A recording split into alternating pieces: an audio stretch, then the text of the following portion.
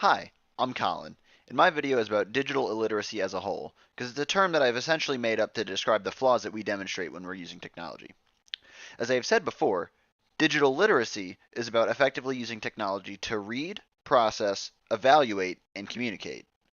Digital illiteracy is the opposite, and it's a blanket term used to describe the ways we misuse technology in our lives.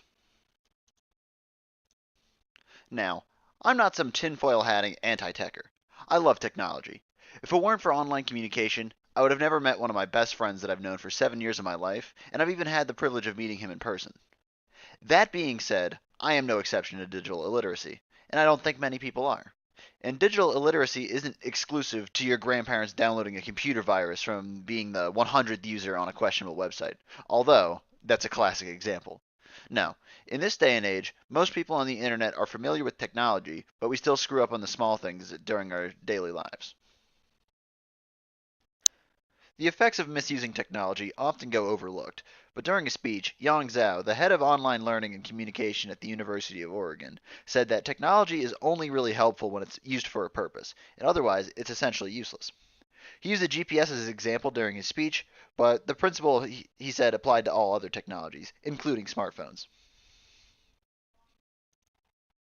These things that we do are often small, like constantly checking our phone, mindlessly scrolling through one of our social media feeds, or reading a news headline and sending it to a friend without bothering to read the article or fact check it yourself.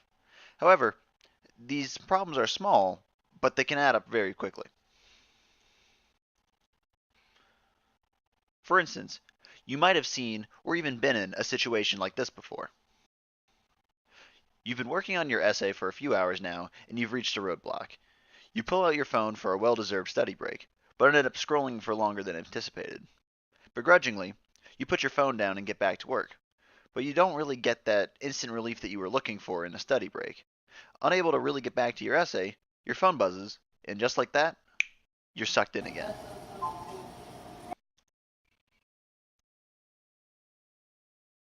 Even if you haven't had experiences like this, you probably use your phone a lot more often than you think. You only end up pulling it out for like 15 seconds at a time, and you're only using it to fill in the boring gaps of your day. But they can end up adding up. I had my friends check their weekly phone usage and send it to me, and I'll let the numbers do the talking. Most of the people who sent me their screen time had an average of over 6 hours of phone usage per day. I read an article that studied phone usage in college students, and one of the experiments resulted in a majority of students checking their phone between 21 and 30 times every day during class. Now, on its own, that might not seem surprising. Classes are On its own, this might not seem too surprising. Classes are typically boring to most college students. However, overuse of technology has been linked to emotional, mental, and physical health problems. A study on the effects of light from electronics resulted in an increase of eating habits with a decrease in metabolism. The same article also covered another study on the over-reliance of digital communication that resulted in a decrease in face-to-face social skills. Also not too surprising. Now that we've discussed some of the common issues with digital illiteracy, let's discuss how we will be preventing it. Although it sounds fairly obvious, one of the best solutions to digital illiteracy is to practice mindful technology usage. Before you pull out your phone for the 8th time in an hour today, ask yourself, what are you looking for? Are you with a friend and nothing interesting is happening between you two? Are you just bored in class? Or, when you keep opening up social media or YouTube while you're writing an essay, do browsing these platforms give you the relief that you were looking for? Or are they just convenient and alluring because it's on your shiny screen? Asking questions like these probably won't stop you from using your device, but that's not really the point. You should just start using your device with a purpose in mind, and that might improve your overall experience with technology. Using your phone to waste time isn't even always a bad thing, but there's certainly a time and place for wasting time. For instance, bad time to use phone.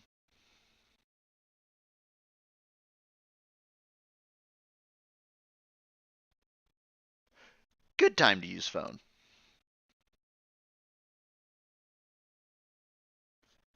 Bad time to use phone. Although these examples might seem a little obvious, I'm sure most of us have found ourselves in one of these positions before. As for the study break, Find something that you know gives you that instant gratification, like reading, or watching an episode of your favorite TV show, or playing a game or two with a friend, and try to replace checking your phone every 5 minutes to doing something like that every 2 to 3 hours, depending on how long it takes. That's about it for my video, but I'll go over everything again.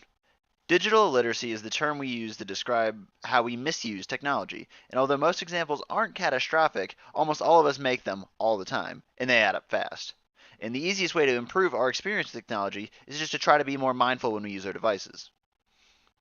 Thanks for watching my video. Be sure to check out the other videos for more in digital illiteracy, including specific topics such as mental illness, news, and online learning.